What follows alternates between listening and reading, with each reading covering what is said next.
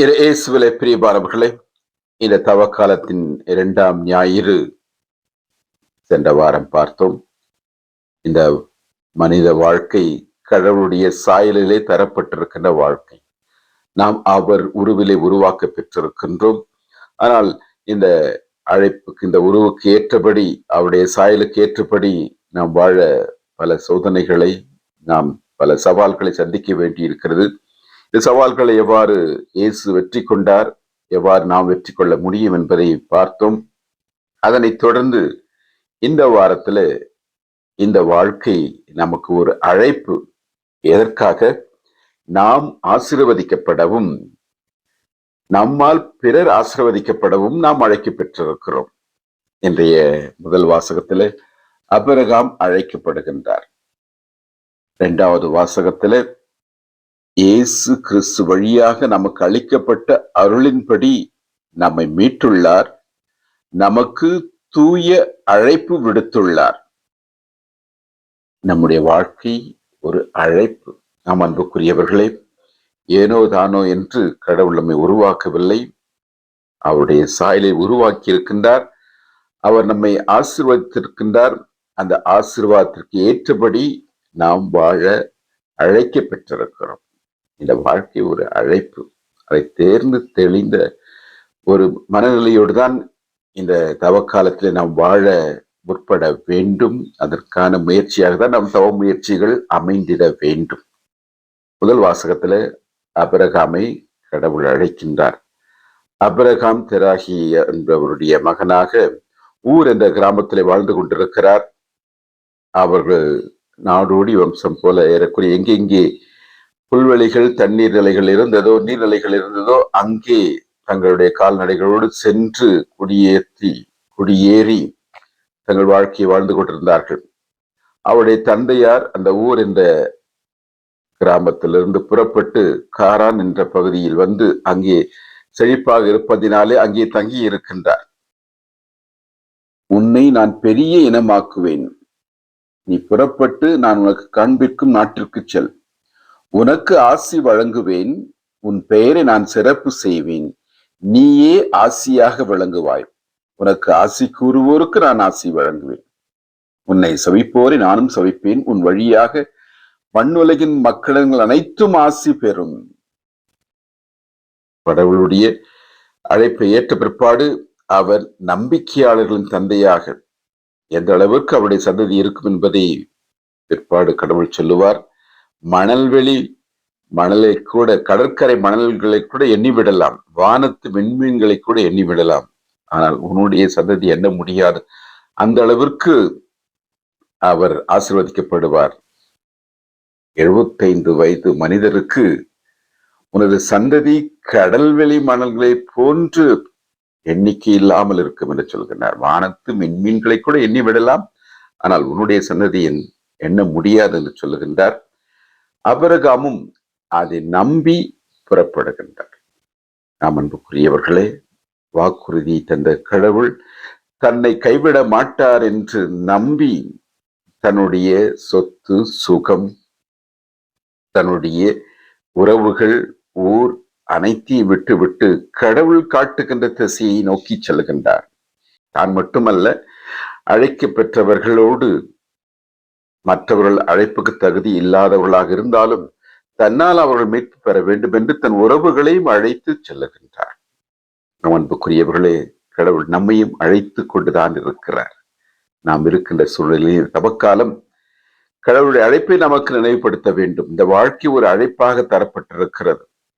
இந்த வாழ்க்கை ஒரு ஆசீர்வாதமாக தரப்பட்டிருக்கிறது. இந்த ஆசீர்வாதத்திற்கு நாம் தகுதியுள்ளவர்களாக வாழவும், நாம் மற்றவர்களுக்கு ஆசீர்வாதமாக இருக்கவும் நாம் அழைக்கப்பட்டிருக்கிறோம். இந்த தவக்காலம் அதை நமக்கு நினைவுபடுத்த வேண்டும். நம் பார்வையை பழுது பார்த்து, நம்முடைய உறவுகளை சீர்தூக்கி பார்த்து, நாம் ஆசீர்வாதமாக வாழ்ந்து கொண்டிருக்கிறோமா? நம்மால் மற்றவர்கள் ஆசீர்வதிக்கப்படுகின்றார்களா? குறைந்தபட்சம் நம்முடைய உறவுகளாவது ஆசீர்வதிக்கப்பட்டவர்களாக இருக்க நாம் செயல்படுகின்றோமா? இந்த தவக்காலத்திலே சிந்தித்து பார்ப்போம், சீர்தூக்கி பார்ப்போம். இந்த வாழ்க்கை ஏனோதாரா என்று வாழ்ந்து கொள்ளாமல் ஏதோ வந்தது எங்கோ போகிறது என்று நினைக்காமல் இந்த வாழ்க்கை கடவுள் கொடுத்திருக்கின்ற ஒரு பெரும் ஆசீர்வாதம். ஆபிரகாமை போன்று நாமும் கடவுளை நம்பி வாழ முற்படுவோம். இந்த தவக்காலம் அதற்கு தான் நமக்கு வழி செய்ய வேண்டும். அங்கே ஆண்டவர் சொல்லுகின்ற இந்த வார்த்தை, அந்த எபிரேய வார்த்தை லெஹ் லெஹா, கம் அவுட், புறப்படு, இங்கிருந்து புறப்படு. அருமையான ஒரு வார்த்தை, லெஹ் லெஹா. கடவுள் நமக்கும் சொல்லிக்கொண்டே இருக்கிறார், புறப்படு. எங்கிருந்து? எந்த சூழ்நிலையெல்லாம் உனக்கு கடவுளுடைய அன்பிற்கு, அவருடைய ஆசீர்வாதத்திற்கு ஏற்றபடி வாழ உதவவில்லையோ, தடையாக இருக்கிறதோ, அவைகளிலிருந்து புறப்படு, வெளியே வா, கம் அவுட். அன்புக்குரியவர்களே, இந்த தவக்காலம் மனம் திரும்புகள் என்று சொல்லுகின்ற பொழுது அதைத்தான் நமக்கு நினைவுபடுத்துகிறது. Come out of your sinful settings, sinful situations and sinful relationship. உங்களுக்கு எதிராக, கடவுளுடைய ஆசீர்வாதத்திற்கு தடையாக, நீங்கள் மற்றவர்களுக்கு ஆசீர்வாதமாக வாழ்வதற்கு எதெல்லாம் தடையாக எதிர்க்கிறதோ, யாரெல்லாம் தடையாக இருக்கின்றார்களோ அவர்களை விட்டு புறப்படுங்கள். அந்த உறவுகள் முறிகிறது என்று கவலைப்படாதீர்கள். உங்களுக்கு ஆசீர்வாதமாக இருக்கின்ற உறவுகளோடு புறப்படுங்கள். கடவுள் உங்கள் பக்கமாக இருக்கின்றார். அவருடைய அன்பு குறையாது, அவருடைய அன்பு என்றும் மாறாது.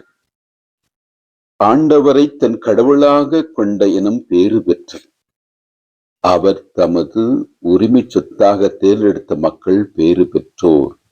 அன்புக்குரியவர்களே, பேறு பெற்றவராக ஆபிரகாம் மாறியதற்கு காரணம் அவருடைய நம்பிக்கை. தவக்காலம் இந்த பேரன்பை நாம் அனுபவிக்க நமக்கு வழி செய்ய வேண்டும். இந்த பேரன்பினை நாம் அனுபவிப்பதோடு மட்டுமல்லாமல் இந்த பேரன்பை மற்றவரோடு பகிர்ந்து வாழவும் நாம் அழைக்க பெற்றிருக்கிறோம். இந்த தவக்காலத்தினுடைய தவமுயற்சிகள் நம்முடைய இந்த வாழ்க்கையினுடைய அழைப்பின் நோக்கத்தை நமக்கு தெளிவாக்கி அதை பின்பற்றி வாழ நாம் முயற்சி செய்ய வேண்டும். எனவே புறப்படுவோம், வெளியே வருவோம். எதெல்லாம் இந்த பேரன்பை நம்ப மறுக்க நமக்கு தடையாக இருக்கிறதோ, நம்புவதற்கு தடையாக இருக்கிறதோ, அந்த உறவுகளை துண்டித்து விட்டு புறப்படுவோம். ஆண்டவரோடு பயணப்படுவோம். ஆண்டவரோடு பயணப்பட்ட 3 சீடர்களை பற்றி நற்செய்தியிலே வாசிக்கின்றோம். இயேசு மலைப்பொழிவு செய்கின்றார். அதற்கு அடுத்தது கலிலேயா பகுதிகளில் பலவிதமான புதுமைகளை, அருங்குறிகளை செய்து தன்னுடைய இறைத்தன்மையை, இறை மாட்சியை, வல்லமையை மக்களுக்கு அறிமுகப்படுத்தி தான் மெசியா என்பதை அவர்களுக்கு சொல்லாமல் சொல்லிக் கொண்டிருக்கின்ற வேளையில்தான் 16வது அதிகாரத்திலே தான் யார் என்று மக்கள் சொல்லுகிறார் என்று கேட்கின்ற கேள்விக்கு பேதுரு கொடுத்த விசுவாச சாட்சி நமக்கு தெரியும். நீர் மெசியா, கடவுளின் மகன் என்று சொல்லுகின்றார். இந்த நிகழ்ச்சிக்கு பிற்பாடு 6வது நாளிலே இயேசு பேதுருவையும் யாக்கோப்பையும் அவர் சகோதரனான யோவானையும் ஒரு உயர்ந்த மலைக்கு தனிமையாக கூட்டி போகின்றார். நாமும் மலை ஏற கடவுள் நம்மை அழைக்கின்றார். எதற்காக? அங்கே கடவுளை சந்திப்பதற்காக. மோசேயின் சீனாய் மலையிலே கடவுளை சந்தித்தார்.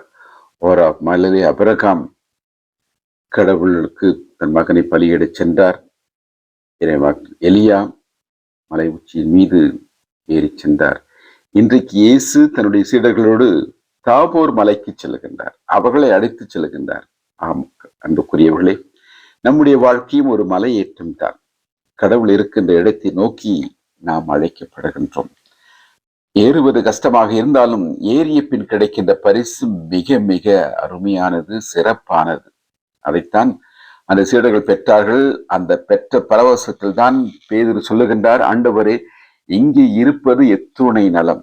அவருடைய நிலையை பற்றி கவலைப்படாமல் அவர் இயேசு தன்னுடைய சுய சாயலை அவர்களுக்கு வெளிப்படுத்துகின்ற பொழுது கிடைத்த அந்த மாபெரும் மகிழ்ச்சி, பரவசத்தை மிக அருமையாக அன்புக்குரியவர்களே, பேதுருவும் அவருடைய சகோதரர்களான யாக்கோப்பும் யோவானும் அடைந்த அந்த பரவச காட்சி நமக்கும் காத்திருக்கிறது. இந்த தவக்காலம் இந்த அனுபவத்தை நமக்கு தர வேண்டும். அதற்காக தான் நாம் அழைக்க பெற்றிருக்கிறோம்.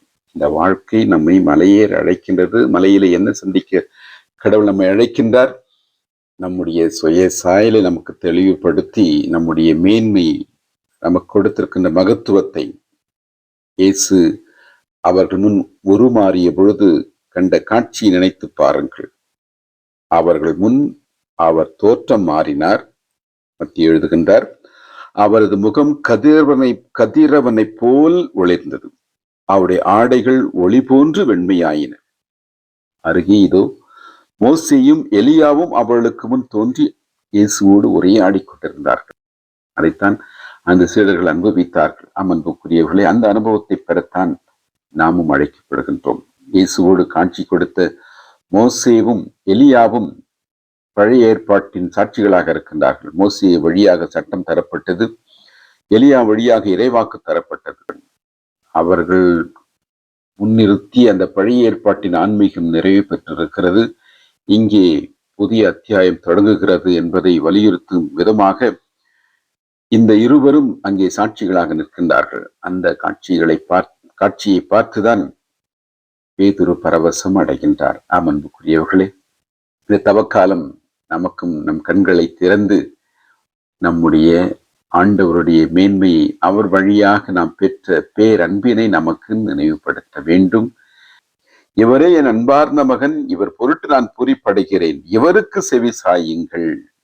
அன்புக்குரியவர்களை, இவருக்கு செவி சாயுங்கள். இந்த தவக்காலத்தின் தவ முயற்சிகளில் மிக முக்கியமான ஒன்று செவி சாய்ப்போம்.